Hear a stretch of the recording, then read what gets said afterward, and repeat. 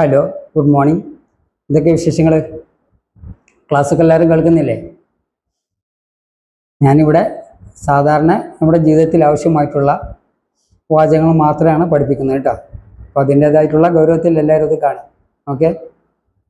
പിന്നെ കുറേ ആൾക്കാരൊക്കെ സബ്സ്ക്രൈബ് ചെയ്തിട്ടുണ്ട്. അവരോടൊക്കെ വളരെയധികം നന്ദിയുണ്ട് കേട്ടോ. ഇനി ചെയ്യാത്തവരൊക്കെ ഒന്ന് സബ്സ്ക്രൈബ് ചെയ്യുക. പിന്നെ ഞങ്ങളെ കൂട്ടുകാർക്കൊക്കെ ഒന്ന് ഷെയർ ചെയ്ത് കൊടുത്താളി കേട്ടോ. വളരെ അത്യാവശ്യമായിട്ടുള്ള ക്ലാസ്സാണ്. അപ്പോൾ എല്ലാവർക്കും ഇത് ഉപകാരമാവും. ഓക്കെ, നമുക്ക് തുടങ്ങാം. അവർ എല്ലാ ദിവസവും ഫുട്ബോൾ കളിക്കുന്നു. അവർ എല്ലാ ദിവസവും ഫുട്ബോൾ കളിക്കുന്നു. എങ്ങനെ പറയാം? ദേ പ്ലേ ഫുട്ബോൾ എവരി ഡേ എന്ന് പറയാം കേട്ടോ. ദേ പ്ലേ ഫുട്ബോൾ എവരി ഡേ. സിമ്പിളായിട്ടുള്ള വാചകമാണ് കേട്ടോ. Next, the artist draws picture attractively. The artist draws picture attractively. കലാകാരൻ ചിത്രം വളരെ ആകർഷകമായി വരക്കുന്നു എന്നുള്ള അർത്ഥം. The artist draws picture attractively. കലാകാരൻ ചിത്രം വളരെ ആകർഷകമായി വരക്കുന്നു. അട്രാക്റ്റീവ്ലി എന്ന് പറഞ്ഞാൽ ആകർഷകമായി എന്നുള്ള അർത്ഥമാണ് കേട്ടോ. പിന്നെ ഡ്രോ എന്ന് പറഞ്ഞാൽ വരക്കുക. ഡ്രോസ് എന്ന് പറഞ്ഞാൽ വരക്കുന്നു. Okay. Next, we visit park every അല്ലെങ്കിൽ regularly. We visit park regularly. ഞങ്ങൾ സ്ഥിരമായിട്ട് പാർക്ക് സന്ദർശിക്കുന്നു എന്നാണ്. We visit park regularly. Next, cow always eats grass. Cow always eats grass. പശു എപ്പോഴും പുല്ല് തിന്നുന്നു എന്നുള്ളത്. Cow always eats grass. Next, അവൻ എല്ലാ വൈകുന്നേരവും ചായ കുടിക്കുന്നു. അവൻ എല്ലാ വൈകുന്നേരവും ചായ കുടിക്കുന്നു. ഇതെങ്ങനെ പറയാം? He drinks tea every evening. He drinks tea every evening. അപ്പോൾ ഇതെല്ലാം ഇവിടെല്ലാം നമ്മൾ വെർബിൻ്റെ പിന്നെ പ്രസൻറ്റ് രൂപമാണ് ഉപയോഗിച്ചത്, അല്ലെങ്കിൽ വെർബ് 1 എന്ന് പറയും അല്ലേ? ആ രൂപമാണ് ഇവിടെ ഉപയോഗിച്ചത്. എന്നാ ഇവിടെ പറയാൻ കാരണം ഇനി അടുത്ത വരുന്ന വാചകങ്ങളൊന്നും അത് നമുക്ക് കൂടുതൽ മനസ്സിലാക്കാം. നോക്കാം. അവളുടെ ഡിഗ്രി അല്ലെങ്കിൽ ബിരുദം 1990 പൂർത്തിയാക്കിയത്. അവളുടെ ബിരുദം 1990 പൂർത്തിയാക്കി. ഇതെങ്ങനെ പറയാം? നോക്കാം. She completed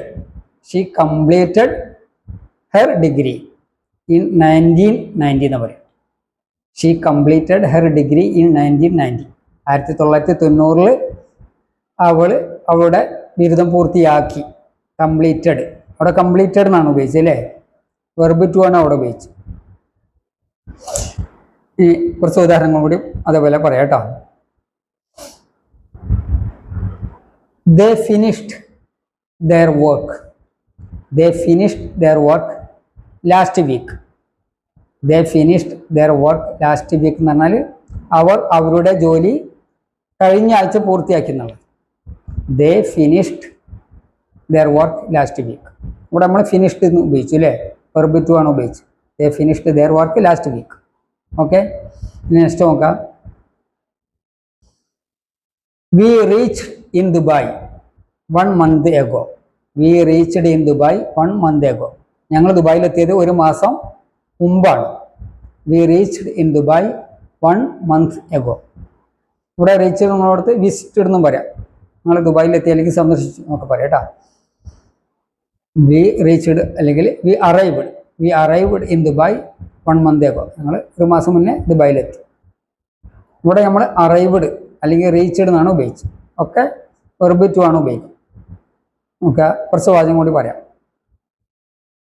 next, I met my friend 2 days ago.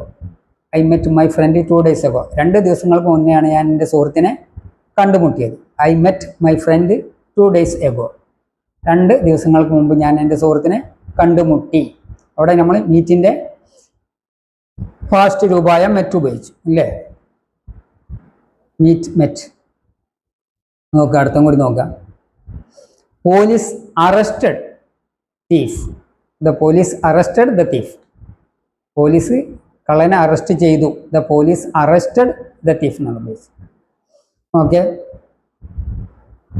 അതുപോലെ തന്നെ ഒരു വാചകം കൂടി പറഞ്ഞിട്ട് നമുക്ക് ഈ ഭാഗം കണ്ട് കംപ്ലീറ്റ് ചെയ്യാം.